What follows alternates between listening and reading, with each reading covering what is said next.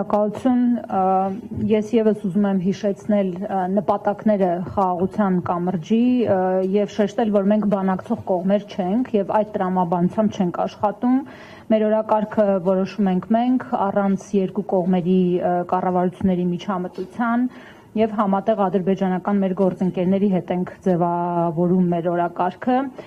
եւ շատ կարճ ասեմ, որ քննարկում ենք հիմնական 3 բան, մեզ մտահոգող հարցերը, խոչընդոտները խաղաղության գործընթացի ճանապարհին, ինչպես նաեւ հնարավորությունները, որ չենք ուզում բաց թողնել։ Ես գիտեմ, որ հումանիտար հարցերի քննարկումը մեր հասարակության ուշադրության կենտրոնում է, ուստի ասեմ, որ շատ անկաշկանդ զրույց ենք ունեցել որպես երկու կողմեր այս հարցերի շուրջ, մենք մեր խնդիրներն ենք բարձրացրել, իրենք իրենցը, մենք խոսել ենք գերիների եւ պահվող անձանց մասին,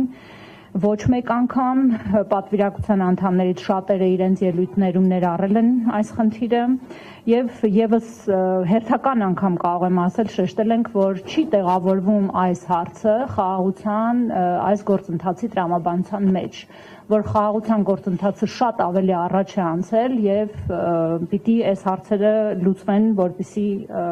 ավելի երաշխավորված լինի առաջընթացը process-ի։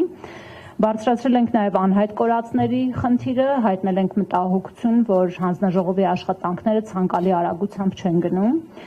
Բնականաբար իրենք էլ իրենց հերթին բարձրացրել են իրենց ուզող հարցերը, ականների պայթյունի արդյունքում վնասված, զոհված անձանց հարցը նշվել է 432 թիվը եւ 3000-ից ավել անհայտ կորած ադրբեջանցիների հանգամանքը, իհարկե մենք խոսում ենք 90-ականների պատերազմի մասին, բայց ես ուզում եմ ասել, որ ամեն մեր այցից հետո մամուլի ասուլիսի ժամանակ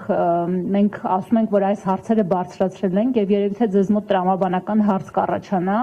եւ ուրեմն ինչ, ասենք բարձրացրել եք եւ ինչ։ Տեսեք, գաղտնիք չէ, որ երկու հասարակություններն էլ իրենց ընկալումները ունեն այս հարցի շուրջ։ Մի կողմի համար սա վրեժ խնդրության, միջազգային հումանիտար իրավունքի խախտման մասին է, մյուս կողմի համար սա շատ այսպես պարզ հանցագործություն եւ պատիժ տրամաբանության մեջ է։ Ինչ ենք անում մենք որպես նախաձեռնություն խաղաղության կամուրջ։ Մենք ուրեմն նախ եւ առաջ լսում ենք իրար։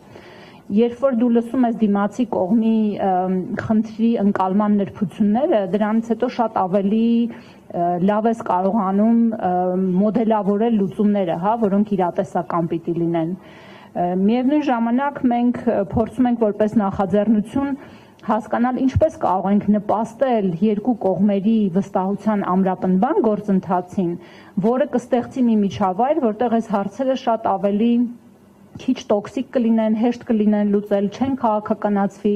եւ չեն կիրառվի որպես ճնշման գործիքներ մեկը մյուսի վրա, Ես այստեղ կանգ կառնեմ, եթե հարցեր լինեն, սիրով։ Ես հիմա կխնդրեմ պարոն Նավասարդյանը շարունակի, ուղղակի մինչև այդ մի լրացում կանեմ։ Տեսեք, արդյունքների վերաբերյալ ես կարծում եմ, որ անցնող ամիսների ընթացքում խաղաղության կամուրջ նախաձեռնությունը հումանիտար հարցերի վրա ամեն դեպքում ասենք շատ փոքր միլումայի չափ, բայց իր ներդրումը ունեցել է եւ այդ ներդրումը ձեզ հայտնի է։ Եվ երկրորդը, գիտեք, Տիկին Սուլթանյանը մի շատ կարևոր բան ասաց, որ ինչքան այս թեման ավելի քիչ քաղաքական լինի, ինչքան այս թեման ավելի քիչ, այսպես նյարդային ֆոն ունենա, այնքան լուծումները այս թեմայում ավելի հավանական են դառնում եւ մենք մեր համար նպատակներից մեկը, որ սահմանել ենք, դա այս թեմայի ապաքաղաքականացումն է եւ այս հնարավորինս նյարդային ֆոնի թուլացումն է։ Պարոն Նավասարդյան, համաձայն։